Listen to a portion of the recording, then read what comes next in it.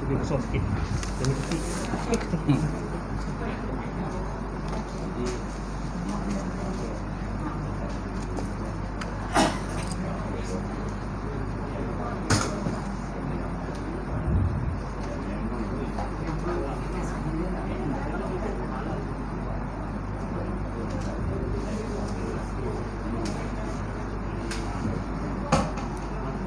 InsyaAllah.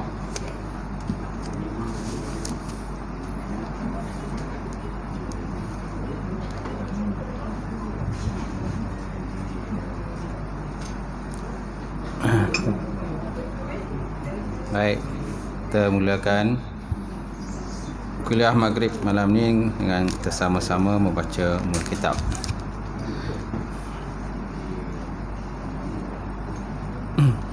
Ila hadratin Nabi Muhammad Mustafa Rasulullah sallallahu alaihi wasallam wa ala al-kiram ashab al-izam syai'ullah al-fatihah. A'udzubillahi minasyaitonir rajim. Bismillahirrahmanirrahim. Alhamdulillahi rabbil alamin. Ar-rahmanir rahim. Maliki yaumiddin. Iyyaka na'budu wa iyyaka nasta'in. Ihdinas siratal mustaqim. Siratal ladzina an'amta 'alaihim ghairil maghdubi 'alaihim waladdallin. Assalamualaikum warahmatullahi taala wabarakatuh. Alhamdulillah wahdah saraka wa'dah wa nasara 'abdah wa 'azza jindahu wa hazamal ahzaba wahdah. Asyhadu an la ilaha illallah wahdahu la syarikalah wa asyhadu anna Muhammadan abduhu wa rasuluh. Allahumma salli wa sallim ala sayyidina wa nabina wa habibina wa syafiina wa zuhrina wa maulana Muhammad imamil muttaqin wa qaidadul jahidin wa ala alihi wa sahbihi ajmain. Amma ba'd. Fa inna asdaqal hadis kitabullah wa khairal hadi hadi Muhammad sallallahu alaihi wasallam wa syarril umuril muhdatsatuha wa kullu muhdatsatin bid'ah wa kullu bid'atin dhalalah wa kullu dhalalatin finnar. Qala Allah Subhanahu wa ta'ala fi kitabil karim ba'da auzubillahi minasyaitonir rajim. Bismillahirrahmanirrahim. Yarfa'illahu allazina amanu minkum wallazina utul ilma darajat. Maksudnya Allah Subhanahu wa ta'ala mengangkat orang-orang yang beriman dan berilmu oleh kalangan kamu akan beberapa derajat. Waqala Nabi sallallahu alaihi wasallam bada islamu ghariban wa sayauru ghariban kama bada'a fatuba lil ghuraba. Islam itu bermula dalam keadaan asing dan dia akan kembali menjadi asing. Bahagialah pada orang yang asing, insyaallah. Yang semati silakan Al-Fadil Tuan Imam kita solat maghrib pada malam ini. Seluruhnya silakan Al-Fadil Tuan Bilal kita, kemudian pengerusi surau, jawatan kuasa surau, sidang jamaah muslimin muslimat, mukminin mukminat wa ta'ala. Alhamdulillah, kita panjatkan puji dan syukur kepada Allah Ta'ala kerana dengan izin daripada Allah kita dapat sekali lagi bersama pada malam ini untuk kita sambung kuliah kita lah di muka surat apa? 109 ya, 108 109 lah. Hukuman orang berzina kan? Betul tak?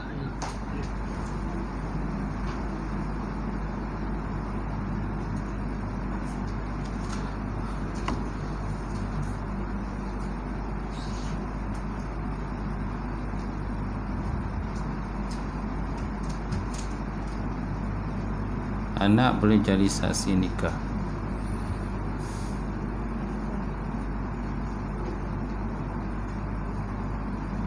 Boleh.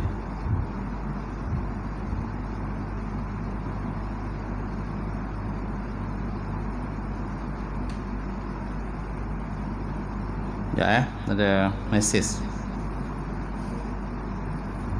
Imam Jijan.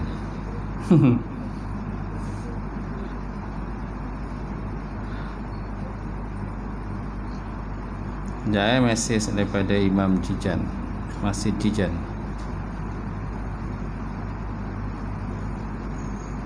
Okey, insyaAllah di malam ni kita sambung hukuman orang berzina. Allah Ta'ala menyebut dalam Quran, ni dalil Quran lah. Dalil Quran menyatakan hukuman orang berzina.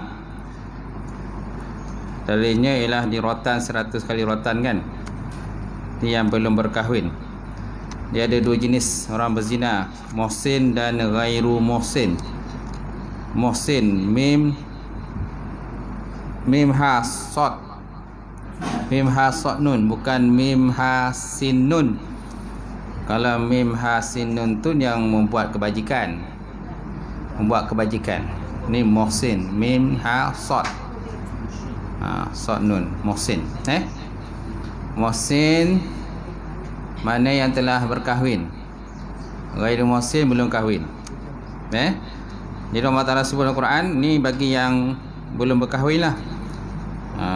Az-zaniyatu waz-zani, az-zaniyatu waz-zani wa fajlidu kulla wahidin minhuma mi'ata jaldah wa la ta'khuzkum bihima ra'fatun fi dinillah in kuntum tu'minuna billah wal yawmil akhir wal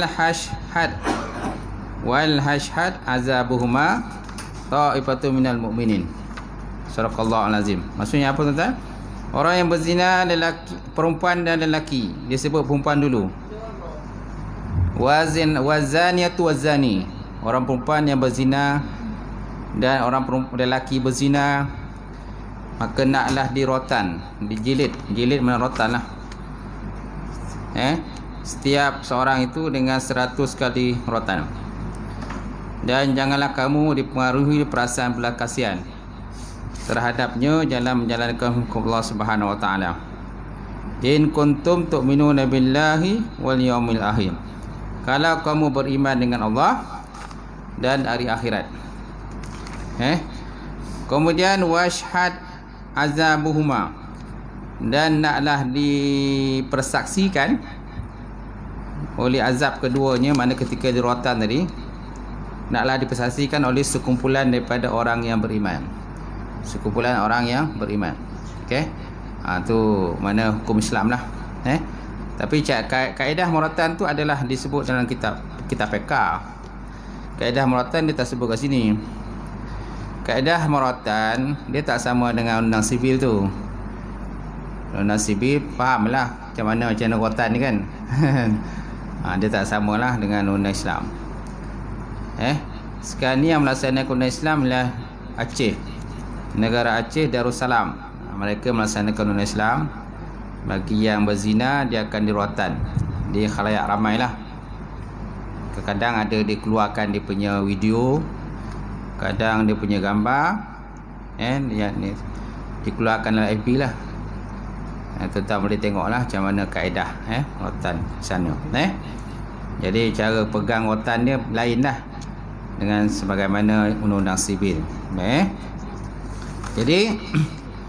Jadi hukuman sebatas sebanyak 100 kali ini adalah untuk lelaki dan perempuan yang berzina yang belum berkahwin. Tu kata ghairu muhsin.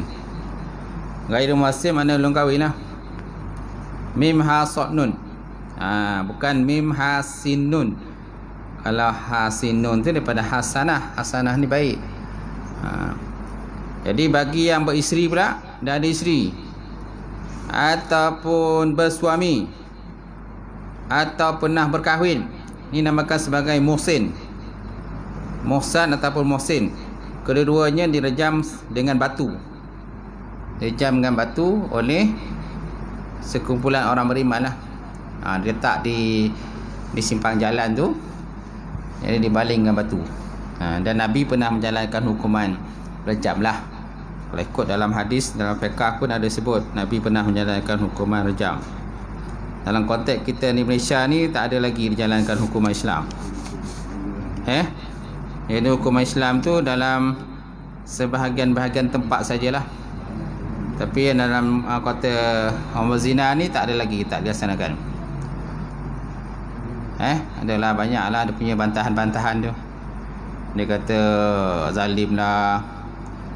Ada yang kata menentang hak asasi manusia lah, macam-macam lah, kan? Jadi undang ni kalau nak diluluskan, diguban, biasa di parlimen lah, parlimen ataupun DUN, macam tu. Baik. Kemudian kita lihat tambih, peringatan. Haram memasukkan kemaluan ke dalam dubur. Masya Allah. Haram masukkan kemaluan dalam dubur, sama ada dubur manusia ke binatang macam tu juga. Sama ada terhadap orang yang halal, isteri sendiri, ataupun kepada orang yang tidak halal. Ia disebut sebagai liwat lah, namanya liwat.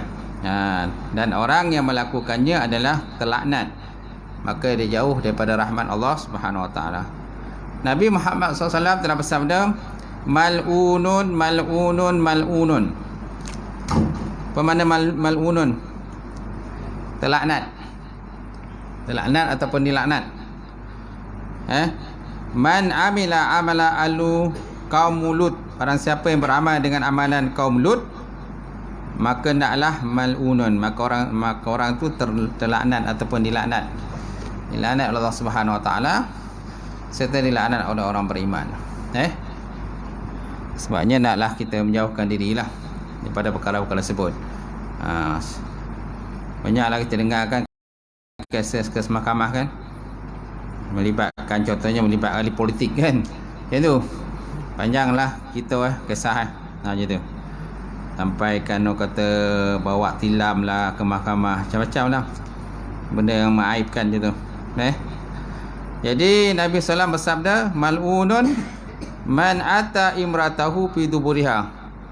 Terlaknat pada siapa yang menggauli isterinya melalui duburnya, walaupun isteri sendiri. Mana orang yang halal kita menjalankan hubungan, tetap juga haram macam tu. Sebab dia pintu depan ada pintu depan kan, dia suka pintu belakang. Pintu depan ada, dia tak minat pintu depan, minat pintu belakang. Terbalik ikut lah macam tu. Ada juga menjalankan liwat dengan binatang pun ada.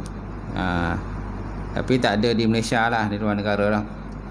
Kalau di Malaysia, kalau jadi macam tu, tak tahu nak cakap.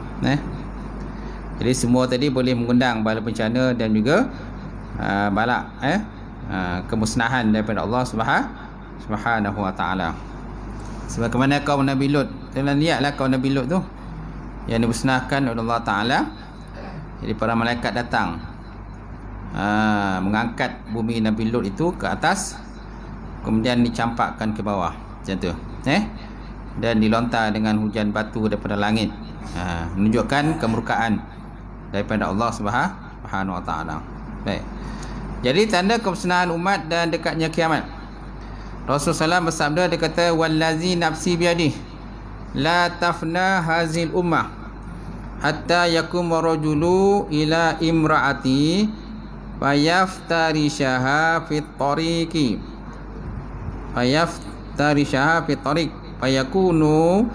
fayakuna khiyaruhum yawma izin may yakunu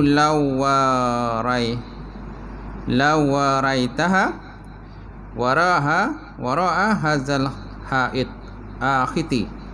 Maksudnya demi jiwaku berada dalam kekuasaannya, kuasa Allah Ta'ala, tidak akan hancur umat ini sehingga datang lelaki kepada perempuan, lalu dia menggaulinya, melakukan zina di jalan, pitorik kan, melakukan perzinaan di jalan. Orang yang baik antara mereka ketika itu ialah orang yang berkata, lebih baik sekiranya kamu menutupinya di belakang tembok ini daripada melakukannya secara terangan begitu. Hadis riwayat Abu Ya'la Al-Haisami, dan beliau menyatakan perawinya adalah perawi yang sahih. Nampak tak? Maknanya ditakuti akan sampai berlaku macam ni lah. Tapi setakat ni tak ada berlaku macam ni lagi. Takuti akan berlaku kalau seandainya, maknanya segala perkara-perkara maksiat ni tidak dibenteras, tidak diambil tindakan oleh pihak yang berkuasa, ataupun umat Islam sendirilah nampak benda tu tak elok, tapi kita biar macam tu je. Jadi lama-kelamaan dia boleh jadi macam ni lah. Mana orang akan berani melakukan perzinaan di tepi jalan macam tu, buat benda tak elok tepi jalan. Macam tu. Takut jadi macam tu lah. Bila dah jadi macam ni dah teruk lah ni. Dah teruk lah kalau orang dah berzina tepi jalan, dah teruk lah tu. Dan sebelum ni kita tahu orang berzina biasanya tempat-tempat tersembunyi kan, di hotel-hotel, tempat-tempat yang tidak nampak oleh orang ramai macam tu. Tapi kalau dah sampai macam ni dah teruk lah ni. Auzubillah lah. Kalau boleh janganlah sampai macam ni. Baik. Kemudian kaedah menjauhkan perbuatan zina, tuan-tuan. Apakah kaedah-kaedah yang boleh guna pakai untuk menjauhkan diri pada perzinaan? Pertama, memiliki ilmu agama. Memiliki ilmu agama. Mana fahamlah hukum hakam kan? Ada sebahagian kadang tak faham. Tak faham hukum hakam. Bila tak faham hukum hakam, jadi boleh berjangkit pula pada anak. Anak pun tak faham hukum hakam juga. Kalau mak ayah faham hukum hakam, insya-Allah anak akan faham hukum hakam. Bila mak ayah tak faham, kan, orang tua-tua pun tak faham hukum hakam, malas mengaji, malas belajar, dia anggap semua dia dah komplit, dia anggap dia dah pandai, tak perlu mengaji lagi, jadi akhirnya dia pun tak faham. Bila tak faham, maka anak pun sama juga, dia tak galakkan anak lagi belajar, mengaji, macam tu dia. Jadi anak pun samalah, tak faham jugalah.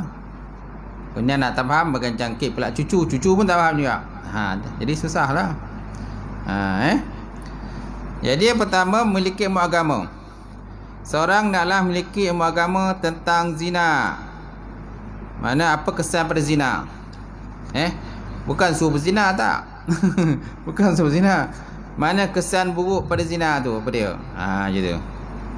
Dia naklah mempelajari dan mentadabbur ayat serta hadis di samping nasihat para ulama, kan, tuan-tuan, tentang larangan yang sangat keras daripada syariat tentang perbuatan zina, bahaya dan kesannya serta hukuman di dunia dan azab di akhirat jika melakukannya. Nampak? Hadis ni, dan hadis mengenai telah banyak disebut dalam kitab. Dia tu. Banyaklah kesan-kesan macam mana orang berzina kan, azab sesaan ia akan dibalas oleh Allah Subhanahu Wa Taala. Kalau ada sebut dalam hadis tu disula kan, disula orang berzina. Kemudian dalam satu mimpi, Nabi pernah bermimpi kan. Nabi pernah bermimpi lah. Dia melihat dan sekumpulan manusia lah dalam satu tempat, namanya seolah macam teko ataupun cerek kan. Dalam teko ataupun cerek dalam mimpi tu, dan dalam tu terdapatnya orang-orang yang diseksa dan dibakar lah oleh Allah Subhanahu Wa Taala, kan. Kemudian di atasnya pula terdapat tutupan, tak boleh, nama dia tak boleh keluar lah macam tu. Disebut dalam mimpi tersebut. Maka ni bertanya dengan Jibril, malaikat yang bersama dengan dia, wahai malaikat, apakah maksud dengan mimpi ini? Maksud mimpi itu ialah umat kau yang berzina, dia kata. Orang yang berzina, dalam keadaan masa itu mereka diazab, telanjang lah macam tu, diazab oleh Allah Subhanahu Wa Taala, dibakar dalam teko itulah, dalam cerek ataupun teko itu. Disebutlah hadis tu ada. Macam tu. So, dalam mimpi dia ada banyak benda yang Nabi jumpa dalam mimpi sebut. Macam tu. Dia bukan Isra Mi'raj, bukan. Memang mimpi. Mimpi Nabi. Disebut, dicerita dengan para sahabat, tuan-tuan. Baik. Kemudian hadis, ayat dan hadis mengenai telah banyak disebut dalam kitab. Ini salah satu ya kaedah nak jauh zina ni ialah mesti ada ataupun faham bab agama lah. Tapi tak semesti juga, ada juga kadang-kadang faham bab agama pun masih buat benda tak elok juga. Ada juga. Ada juga faham bab agama tapi buat juga kan. Pernah dengar cerita ustazah berzina, ustaz berzina, pernah dengar kan? Tapi kalau boleh jangan berlaku kat sini lah. Tempat-tempat lain tu adalah dengar kan macam tu. Baik, bukan tak faham, takkan ustazah tak faham. Mestilah ustazah faham kan macam tu. Tapi kenapa berlaku macam tu? Kalau dah ustaz boleh buat macam tu, apalagi orang awam, lagi dia tak faham lah.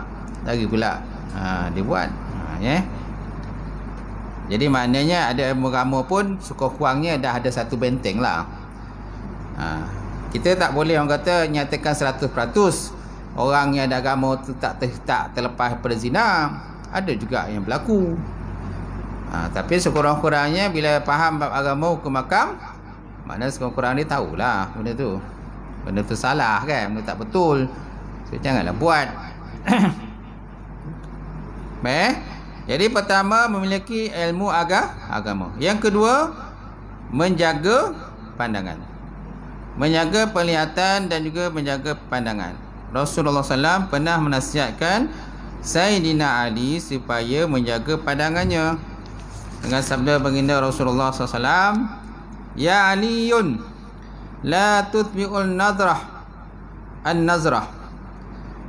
La tutbi'ul nazrah an-nazrah, fa inna zalika al-ula wa laysat laka al-akhirah.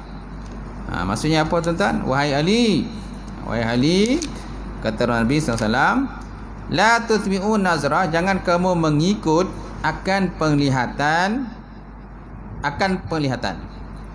Jangan kamu ikut akan penglihatan yang pertama dengan penglihatan kedua lah, macam tu. Jangan kamu ikut pandangan pertama akan pandangan kedua.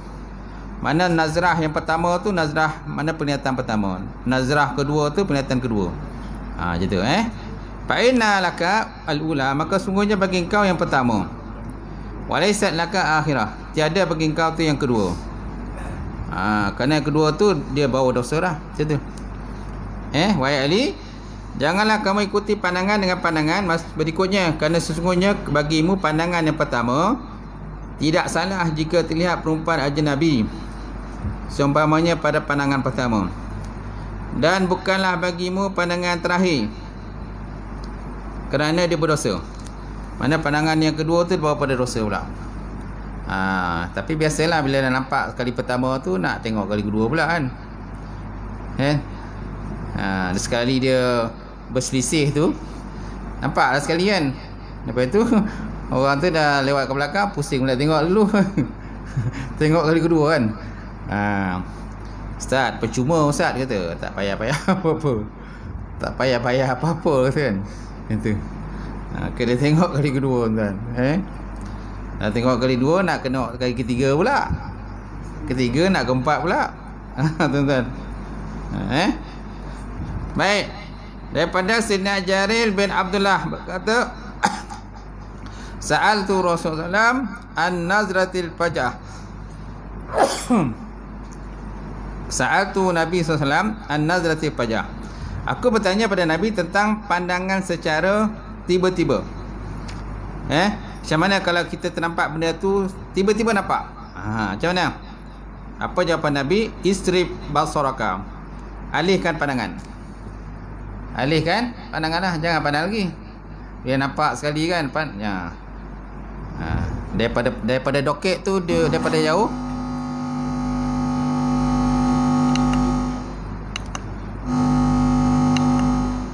Apa kau ni?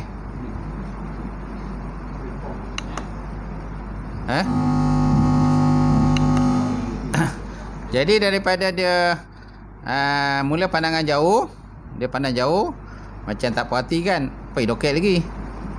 Lagi clear. Dah doket tak clear lagi, pandang lagi. Maka lagi doket lagi clear kan. Biasa macam tu lah Malaysia ni. Boleh? Ni lagi. Seminggu sekali pakai bateri habis. Allah. Minta tukar lain tu. Minta tukar baru. Minta tukar baru tu. Beli yang orang kata letak kat Cinia tu Ada? Sini tu. Yang tak ada wire pun ada. Ada wire, ada tak ada wire. Tak ada yang tak ada bateri ke? Ada jual yang tak ada bateri kan? Semua bateri. Dia menggunakan arus mesti ada bateri. Kena cas lah. Tak cukup cas lah ni. Ini dah yang baru tu. Ya. Ataupun dia minta tukar PA baru kot. PA sistem yang baru. Kan? Dia banyak. Buat collection lah. Kan? Dia tengok masjid apa tu? Surau Taman Desa Permai Repah. Kan? Dia orang buat collection lah. Buat surau baru kan. Saya ada kuliah situ sebulan 2 kali. PA sistem dia power lah PA sistem dia. Pergilah tanya-tanya macam mana kau macam mana kau buat kan. Ramai technician situ. Situ ramai technician ni. Yang wiring ni semua ada kat situ. Kat taman tu. Dia komplit kat situ. Cikgu-cikgu pun ramai.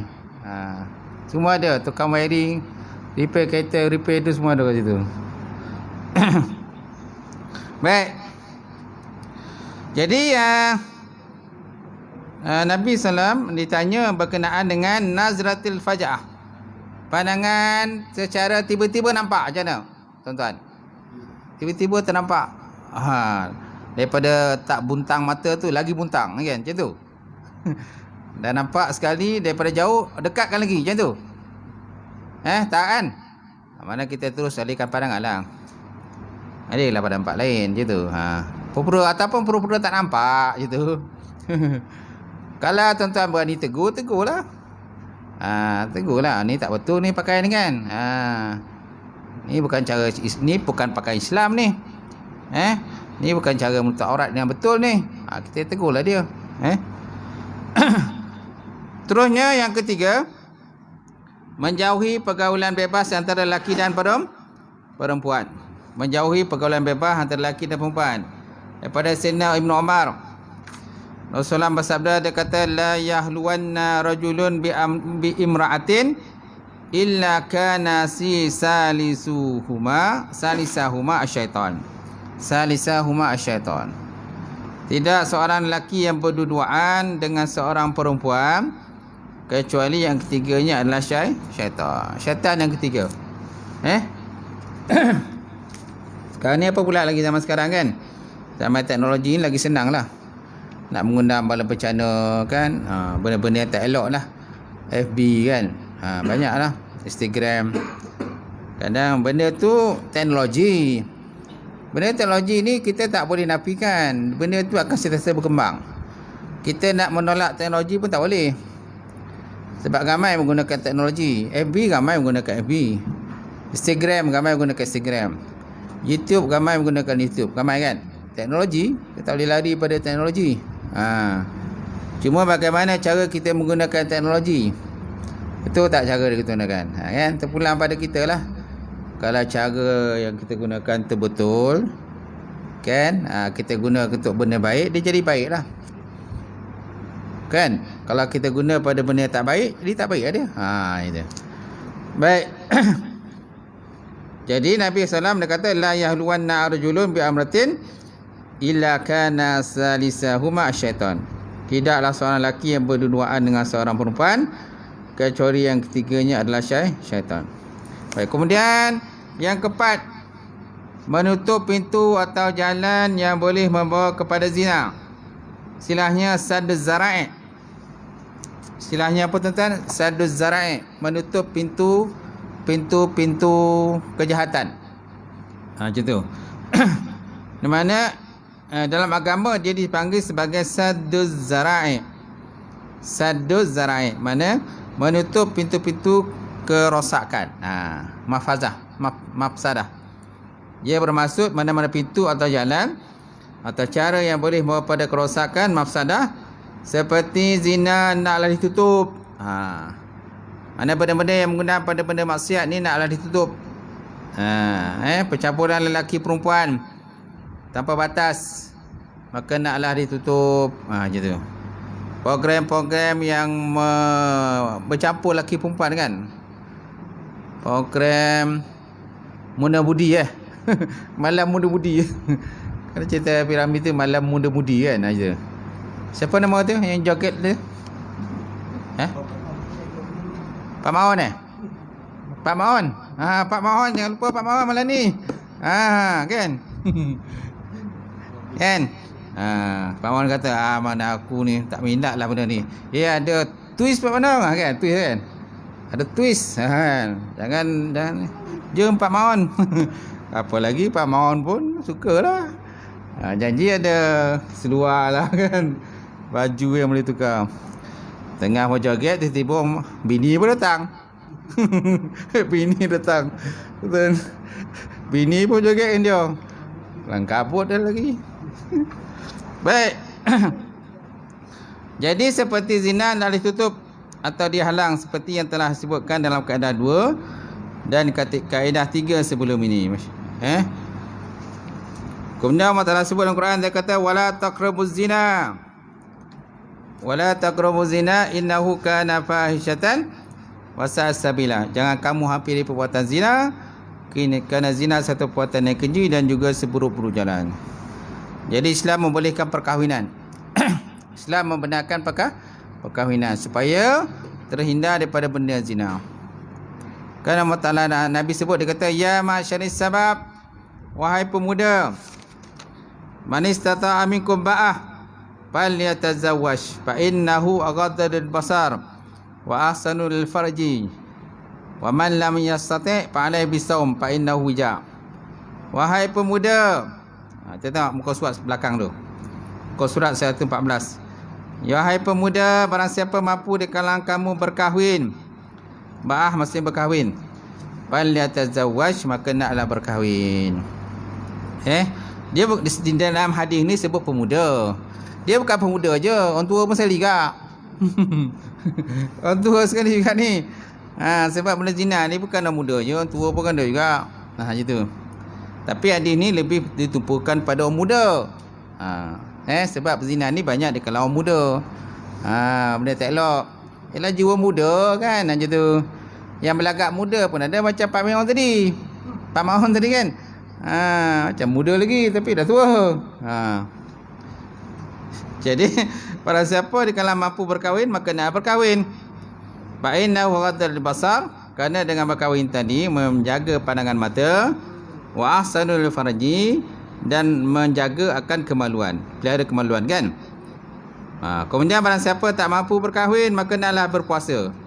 Fa alaihi bisawm fa innahu wija, kerana puasa itu merupakan perisai. Puasa jadi perisai. Gitu. Banyak kadang-kadang pemuda ni malas nak puasa. Malas puasa. Alah, malas nak puasa lah. Yang rajin puasa ni perempuan lah. Lelaki jarang puasa. Sebab perempuan puasa ni kadang dia qada puasa dia. Dalam Ramadan kadang puasa tak penuh, perempuan uzur kan. Jadi dia ganti puasa dengan hari lain. Lelaki kadang malas nak puasa. Gitu. Baik. Kecuali budak-budak tahfiz lah. Budak tahfiz lain. Budak tahfiz, budak sekolah agama, ada rajin puasa. Sebab apa? Memang ustaz dia, ustazah dia galakkan berpuasa. Sebab dia mau hafal. Kalau dia banyak makan kan, dia banyak fikir makan dia. Dia malas menghafal. Baik. Kemudian yang kelima, kaum lelaki termasuk suami. Kaum lelaki termasuk suami, bapa dan lain-lain memainkan peranan mendidik ahli keluarga dan masyarakat supaya bersungguh-sungguh untuk menjauhi zina. Kan? Daripada Sayyidina Usamah bin Zaid, Rasulullah SAW bersabda, dia kata ma taraktu ba'di fitnatan adara minar rijal bin nisa. Dia kata ma taraktu bi ba'di, tiada aku tinggalkan selepas daripada peninggalan aku fitnatan, satu fitnah, adarra, terlebih mudarat, terlebih bahaya, ala rijal minan nisa, terlebih bahaya pada laki di atas perempuan. Laki di atas perempuan. Ni bahaya besar lah mana perzinaan ni. Dan banyak berlaku, kita dengar tuan-tuan, banyak berlaku ni biasanya orang kita. Tuan-tuan tengoklah, kalau dalam penjara tu banyak Melayu ke banyak orang non-Muslim? Banyak Melayu. Kes-kes apa rompak ke apa guna semua banyak Melayu. Kalau tak percaya, cuba tanya dengan wadah. Orang-orang ni yang kerja penjara ni kan. orang kerja penjara ni kan. Kita tengok dia ramai yang dalam Melayu, dalam penjara tu. Majoriti Melayu. Non-Muslim tak ada, tapi tak ramai lah. Kalau Melayu, contohnya 70% Melayu dalam penjara. Lepas yang lain tu non-Muslim. Non-Muslim tu pun terbagi pula tu. Ada yang Cina, ada India, kan? Ada yang Kalazan, ada yang Sabah, ada yang Sarawak. Yang Indo pun ada. Tapi yang majoritinya orang kita lah macam tu. Dadah punya tu juga. Majoriti orang kita. Nauzubillah min zalik. Baik, seterusnya tuan-tuan. Baik, Usamah bin Zaid. Siapa Usamah bin Zaid ni? Usamah bin Zaid ni ialah salah seorang daripada panglima Islam lah. Usamah bin Zaid ni anak kepada Zaid bin Harisah. Anak kepada Zaid bin Harisah. Okey. Zaid bin Harisah ini ialah anak angkat bekas ataupun anak angkat kepada baginda Rasulullah sallallahu alaihi wasallam. Zaid bin Harisah ni dia adalah angkat. Dan Nabi pernah menamakan Zaid bin Harisah ini dengan Zaid bin Muhammad. Nabi pernah letak nama Zaid ni Zaid bin Muhammad. Kerana masa tu belum turun ayat berkenaan dengan anak angkat ni. Tak boleh dibinkan dengan bin bapa angkat. Jadi Nabi meletakkan dengan bin Muhammad. Macam tu. Dan Zaid bin Harisah ni dia asalnya adalah apa tu? Dia adalah seorang hamba. Dia ni asal seorang hamba. Zaid bin Harisah. Kemudian dia ni hamba pada Nabi. Dia hamba pada Rasulullah SAW. Kemudian ayah dia datang kan supaya nak merdekakan dia dah daripada hamba. Kemudian bila dah merdeka pada hamba, maka Zaid bin Harisah diberi pilihan oleh ayah dia.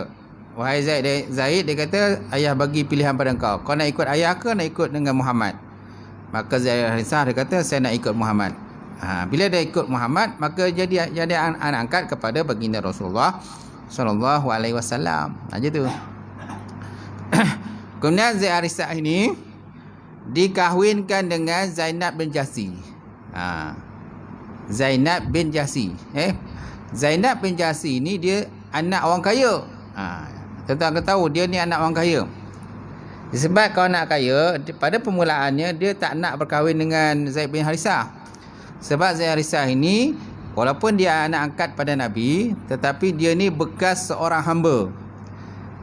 Jadi Zainab bin Jahsi dia rasa macam kedudukan dia macam jatuh lah macam tu, kedudukan dia. Sebab dia anak bangsawan, dia anak orang kaya. Jadi kalau ikutkan macam tak sekupu lah macam tu kahwin dengan Zaid bin Harisah. Sebab Zaid ni seorang hamba. Tapi oleh kerana ini adalah perintah daripada Nabi SAW supaya Zainab ni berkahwin dengan Zaid bin Harisah, maka terjadilah perkahwinan tadi. Tapi perkahwinan itu tak aman lah, tak bahagia. Tak bahagia. Dan Zainab bin Jahsi ni banyak kali minta kepada Zaid supaya diceraikan. Dan ada masanya Zaid bin Harisah bila nak sentuh dia pun dia tak nak. Dia berpaling macam tu, larikan diri. Dia tak nak dengan Zaid tadi. Jadi Zaid bin Harisah pun mengadulah pada Nabi. Ya Rasulullah SAW, dia kata, boleh tak saya menceraikan isteri saya? Kenapa? Maka dia ceritalah tentang rumah tangga dia bermasalah, tak aman. Maka Nabi kata, janganlah ceraikan dahulu. Peganglah dia, mana teruskanlah hidup bersama lah. Tapi lepas tu Zaid bin Harisah datang lagi pada Nabi mengadu mengenai masalah rumah tangga dia. Maka Nabi membenarkan dia menceraikan Zainab bin Jahsi. Bila dah habis edah Zainab ini, maka baru berkahwin dengan Rasulullah SAW. Baru Zainab kahwin dengan Nabi. Macam tu. Kemudian yang si Zaid bin Harisah pula berkahwin dengan perempuan lain. Zaid bin Harisah kahwin dengan perempuan lain. Setilap saya Ummu Aiman nama dia. Dan dia dapat anak namanya Usamah bin Zaid. Inilah Usamah ni, anak dia. Usamah bin Zaid. Faham kan cerita dia? Okey. Kemudian yang keenam. Yang keenam berkahwin. Allah Ta'ala berfirman dalam Al-Quran, dia kata, wa ankihul ayyama minkum wassalihina min ibadikum wa imaikum. Yakunu fuqara yughnihumullahu min fadlih wallahu wasi'un alim. Maksudnya, dan kahwinkanlah orang bujang dalam kalangan kamu dan orang-orang yang soleh daripada hamba-hamba kamu, sama ada lelaki ataupun perempuan. Jika mereka miskin, yakunu fuqara, jikalau kamu miskin, jikalau mereka miskin, yughnihumullahu min fadlih, nescaya Allah Ta'ala mengkayakan dia dengan kelebihannya. Wallahu wasi'un alim. Allah Ta'ala itu maha luas akan kurniaan dia, lagi maha mengetahui. Nampak tak? Ni antara kelebihan berkahwin lah. Daripada hidup membujang tu lebih kahwin. Kerana dengan berkahwin tu biasanya mendatangkan harta. Perempuan ni biasanya dia mendatangkan harta. Dia kahwin kan. Daripada contohnya, daripada pakai basikal aja, bila kahwin ada motor. Kemudian daripada ada motor, maka ada kereta pula. Daripada kereta beli rumah kan. Daripada satu kereta jadi 2 kereta pula. Daripada 2 kereta ada 3 kereta. Daripada satu rumah pada 2 rumah pula. Bukan 2 rumah. Bukan 2 rumah, 2 rumah. Daripada 2 rumah 3 rumah, bukan 3 rumah. Ni Samsul. Kalau 3 rumah tu pulanglah saya Samsul, boleh lah 3. Boleh? Tak boleh ke? Okey. Jadi mana Allah Ta'ala menambahkan harta kan, kayakan kita lah. Tapi dengan syarat ikut syariat lah. Sebab ada juga orang kahwin pun tuan, harta tu pun tak bertambah juga, hutang pun tambah. Ada hutang pun tambah. Sebab dia jenis, orang kata dia jenis macam belagak sikit lah, kemampuan dia kurang, tapi nak duduk rumah hebat-hebat, duduk rumah macam style orang kaya. Pakai BMW kan, sedangkan tak mampu nak bayar. Nak duduk rumah macam duduk tempat orang kaya-kaya, sewa rumah sebulan sampai 100,000 lebih, gaji tak mampu nak bayar 1,000 lebih sewa rumah. Jadi akhirnya tertunggak pinjam alung. Ada yang jenis pinjam alung, pinjam alung, dapat pinjam pada alung, lepas tu duit tadi tak dibayar pula, joli pula dengan duit tadi. Dapat pinjam alung tadi joli pula. Lepas tu bila duit habis kan, ya alung yang pertama minta bayar balik hutang dia. Yang orang ni tadi bila tak mampu nak bayar alung pertama, dia pergi pula jumpa alung kedua pula. Pergi jumpa alung kedua, pinjam duit, dapat alung kedua, dapat pinjam, tutup lubang yang alung pertama tadi. Macam tu. Sedangkan alung kedua berhutang pula. Lepas tu dapat pula duit tadi, joli lagi, korek lagi alung ketiga pula, pinjam lagi alung keempat, alung kelima, macam tu. Ada macam tu, ada. Akhirnya beribu tuan duit dia, berhutang. Alung cari dia siang malam pagi petang, alung cari dia. Ada. Bukan cerita kosong ni, cerita bohong, memang ada macam tu. Jadi maknanya dia kahwin, ada anak, tapi tak kaya-kaya juga, kayap je dia. Sebab dia tak pandai dia nak menguruskan duit dia. Ekonomi dia tak pandai nak urus. Lepas tu orang kata tak ikut pada kemampuan dia. Kemampuan dia macam ni. Tapi dia punya keinginan itu lebih daripada kemampuan dia. Tu yang tu berhutang tu. Bila hutang tak bayar, ataupun bayar sikit, lepas tu korek lagi yang lain. Dia tak selesai. Apabila pun tak selesai. Tidur pun tak senang. Tidur malam pun macam tak lolap dah tidur je tu. Sebab apa? Soalan macam ada alung datang je tu. Baik. Jadi kalau ikutkan, memanglah Al-Quran cakap macam ni. Mana orang bujang ni kalau kahwin, insya-Allah Allah Ta'ala akan tambahkan kekayaan. Jika mereka miskin, Allah Ta'ala akan berikan kekayaan kepada mereka dengan limpah kurniaannya. Kerana apa tuan-tuan? Kerana Allah Ta'ala maha luas rahmatnya, lagi maha mengetahui. Baik, kemudian yang dalam hadis di belakang tu, ni hadis dah baca tadi. Ni dah baca, tak payah baca lagi dah. Kemudian yang ketujuh, berdoa pada Allah. Ketujuh, berdoa kepada Allah Subhanahu Wa Ta'ala. Daripada Sayyidina Abu Hurairah berkata, dikatakan Rasulullah SAW yad'u wa yaqulu Allahumma inni a'udzubika min azabil qabri wa min azabin nar wa min fitnatil mahya wal mamat, wa min fitnati masih dajjal. Nabi sallallahu alaihi wasallam bersabda ataupun berdoa, dia kata, Allahumma inni, ya Allah Tuhanku, berikan aku perlindungan daripada azab kubur, wa min azabin nar, daripada azab api neraka, wa min fitnatil mahya wal mamat, dan daripada fitnah hidup. Fitnah hidup ni macam tadi berzina ni, benda-benda yang bukan benda-benda maksiat ni fitnah hidup lah.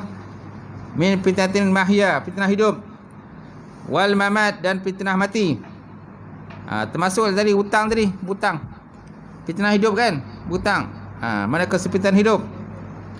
Wa min fitnatil masih dajjal, dan daripada fitnah al-masih dajjal. Kemudian yang seterusnya, yang last, tambih, jauhi 4 perkara perbuatan lelaki menyerupai perempuan. Ni benda ni kita kena jauhlah. Sama ada pada kita ke, anak cucu kita ke, cucut kita dan sebagainya, naklah kita jauhkan. Arba'atun yusbihu fi ghadabillah wa yamsuna fi sahatillah, kata Nabi. 4 perkara. 4 perkara ini dimurkai Allah Ta'ala pada waktu pagi dan dikutuk Allah Ta'ala pada waktu petang. Lalu aku bertanya, kata Abu Hurairah, siapakah mereka ya Rasulullah? Manhum ya Rasulullah, siapakah yang dikutuk pagi dan petang ni ya Rasulullah? Maka Nabi berjawab, al-mutasyabihuna minar rijali wan nisa. Orang lelaki menyerupai akan perempuan. Lelaki serupa dengan perempuan. Dia tak minat jadi lelaki, dia minat jadi perempuan. Kemudian wa mutasyabihatu minan nisa wal rijal, dan orang perempuan yang menyerupai lelaki-lelaki. Perempuan serupa lelaki, dia tak minat jadi perempuan, dia minat jadi lelaki. Tomboy istilah kan. Kemudian walaziyati bahimah, dan orang yang melepaskan nafsunya kepada binatang. Bahimah binatang, meliwat binatang. Kemudian walazi ya'tuna rajuli, dan orang yang datang pada lelaki, mana melakukan hubungan homoseksual kan. Dia minat lelaki-lelaki. Dia tak minat lelaki perempuan. Patut lelaki dengan perempuan, berkawan dengan perempuan kan. Lelaki ni tidak, lelaki kawan lelaki. Ada orang Malaysia tapi dia tak berani kahwin kat sini lah. Dia kahwin kat luar negara, tuan-tuan. Dia kahwin luar negara. Dia lelaki kahwin lelaki. Lelaki tu orang Malaysia kahwin dengan lelaki Malaysia, tapi dia tak berani kahwin kat sini. Dia kahwin kat luar negara. Lepas tu setiap pakai tanjak lah tu, pakai baju Melayu, pakai tanjak. Ada gambar dia dalam internet. Carilah internet, rajin cari ya. Ada. Ada dalam internet. Dia pakai tanjak, tapi bukan dia kahwin kat sini, dia kahwin kat Britain. Dia tak berani kahwin sini. Kahwin sini memang kena kutuk habis ya. Baik, habis tuan-tuan. Wallahualam. Sekat itulah perbincangan kita malam ini. InsyaAllah akan datang kita sambung lagi. Wallahualam. Malam ni ada permintaan tahlil arwah. Kita buat lepas sembahyang lah. Ni, mana pak? Saya buat. Minta saya.